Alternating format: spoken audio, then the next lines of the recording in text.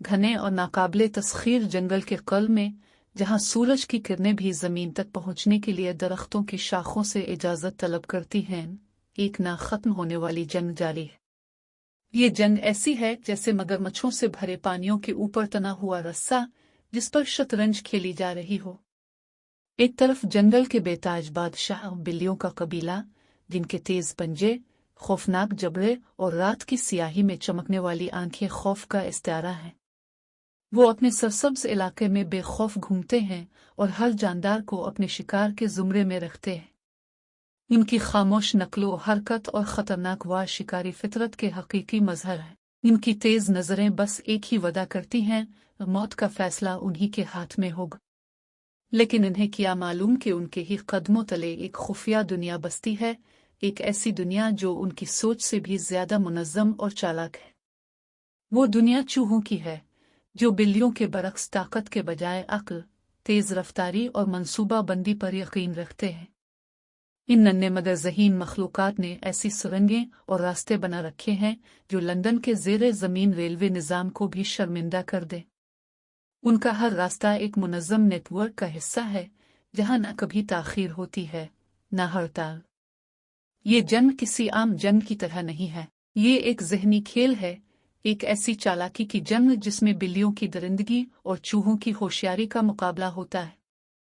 बिल्लियों के कबीले का राज कई नस्लों से जंगल पर कायम है।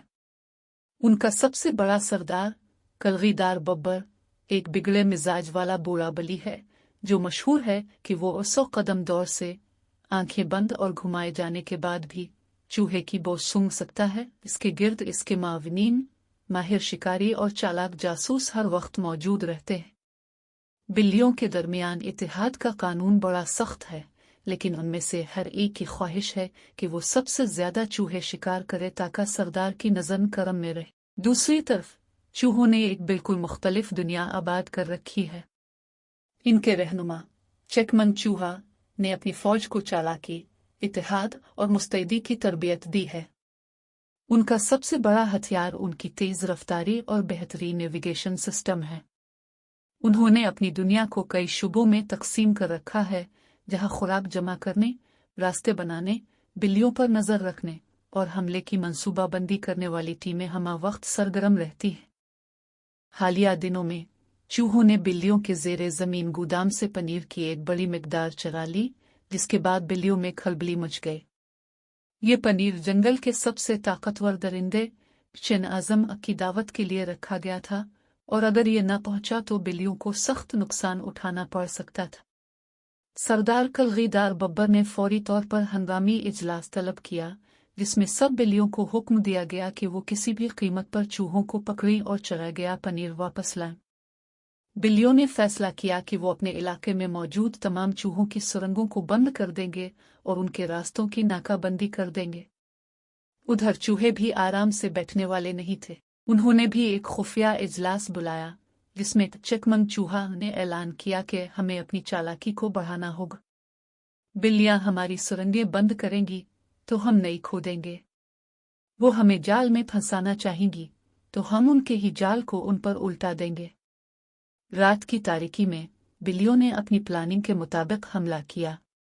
उन्होंने चूहों के कई रास्ते ब्लॉक कर दिए और एक जाल बिछाकर चूहों को कैद करने की कोशिश की, लेकिन चूहे भी तैयार थे। उन्होंने अपने मखसूस भागने के रास्ते खोल दिए और बिल्लियों को उनके जाल में उलझाकर खुद बच निकले। इस नाकामी के बाद बिल्लियां मजीद गजबनाक हो गई। उन्होंने फैसला किया कि वो चूहों को हमेशा के लिए खत्म करने के लिए एक बहुत बड़ा हमला करेंगी। इसके बरक्स चूहे एक और चालाकी भरी हिकमत अमली बनाने में मसरूफ हो गए। उन्होंने एक ऐसा मंसूबा तैयार किया जिसमें बिल्लियों को धोखा देकर उनके ही सरदार को फंसाना था। चूहों ने जाली रास्ते बनाकर बिल्लियों को गलत समत में उलझा दिया और अपने असल मंसूबे पर अमल करते हुए कलगीदार बब्बर को एक खाली कुनवे में गिरा दिया। बिल्लियों ने जब अपने सरदार को फंसा देखा तो वो बौखला गई, जबकि चूहों ने जश्न मनाया। कलगीदार बब्बर की गुमशुदगी के बाद बिल्लियों की ताकत कमजोर हो गई और चूहे अपनी सल्तनत को मजीद मजबूत करने में कामयाब हो गए। लेकिन ये जंग कभी खत्म होने वाली नहीं थी।